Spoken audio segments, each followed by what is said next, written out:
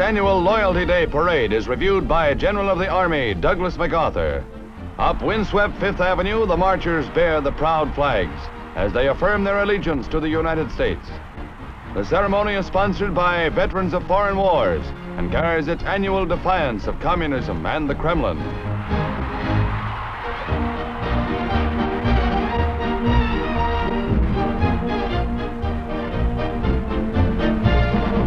Here comes a group of original Americans. Very original. Old Uncle Joe insists he wants peace, but that oversized Roscoe seems to cancel out the propaganda. Anyway, this is no field day for Moscow or its sympathizers. Hundreds of thousands who cheered the 2-hour parade were in complete accord with the loyal spirit of the marchers.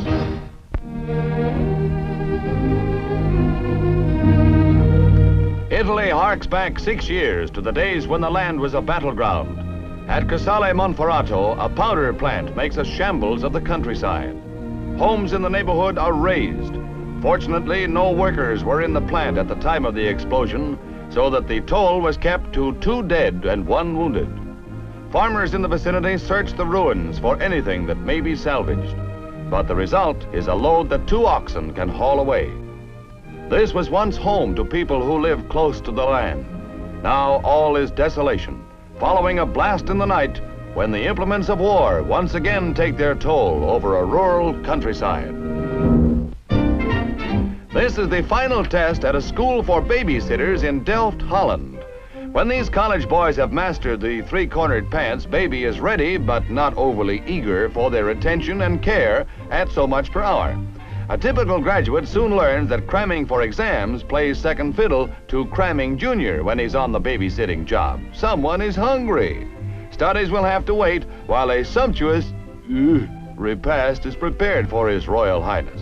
Now comes the time that makes or breaks the new sitter. Will baby go for his line and eat the stuff?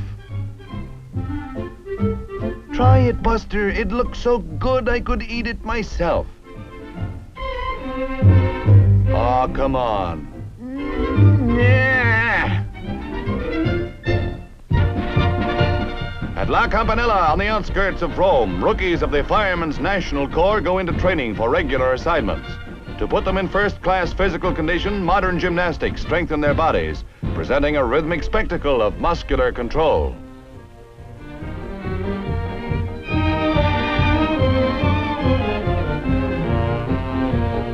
Technical training includes ladder climbing to rescue potential victims. Pre-education of this type pays off when the chips are down.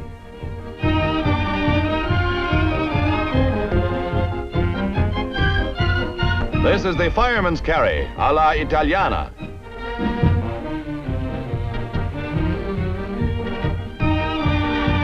Civil and military officials both are anxious to build an efficient corps to handle fire control in the ancient city.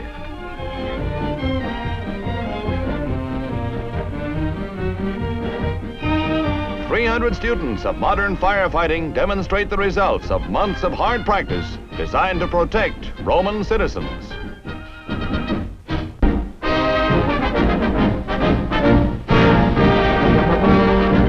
It's Ladies' Day at Fort Stockton, Texas. All the fellas can do today is look as the good lookers strut their stuff in the all-girl rodeo.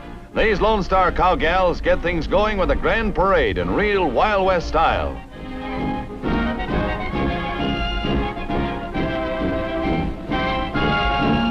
Bareback bronc riding is just her dish.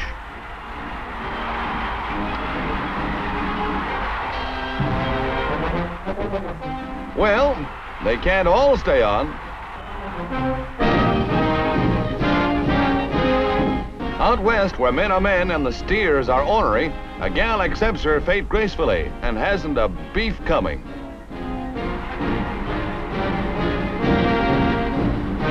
Sometimes these mean critters lull you into a sense of false security.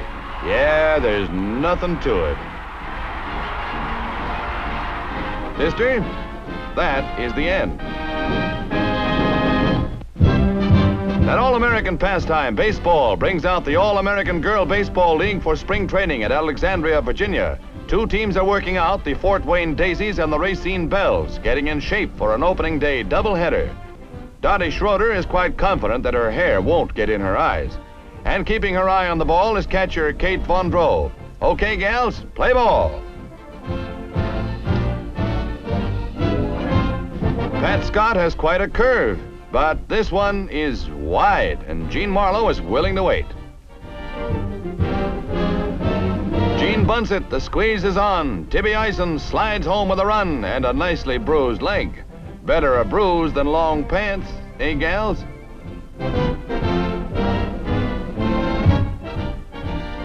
Joe Weaver hits the long ball, almost out of the ballpark. Boy, that clears the base paths. And inside the park homer by a whisker. The spotlight is on the Penn relays and the Ben Franklin mile. Stuart Ray sets the pace for the first half mile, but the big names of the race are Roger Bannister of England and Don Gurman and Fred Wilt of the U.S. 40,000 see the long-striding medical student from Oxford take the lead and keep it in a convincing display of all-around power. Wilt, the flying G-man, is staying right with the young Britisher temporarily. Hailed as the Empire's best miler since the late Jack Lovelock, Bannister lives up to his advanced billing. He gives Uncle Sam's best a long-range view of his flying heels as he sprints the last quarter and beats Wilt to the tape by 15 yards and Gurman by 30. His time is 4 minutes, 8 3/10 seconds. A new record for the Penn relays and new laurels for Roger Bannister from England.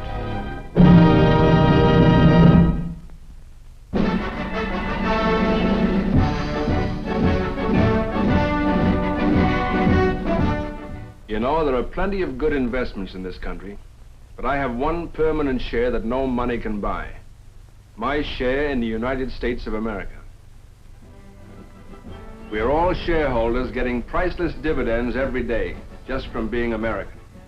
In this bountiful land of freedom, free press, free speech, freedom to gripe about what we don't like, freedom to change it, freedom to worship God, not the head man whose picture's on every wall.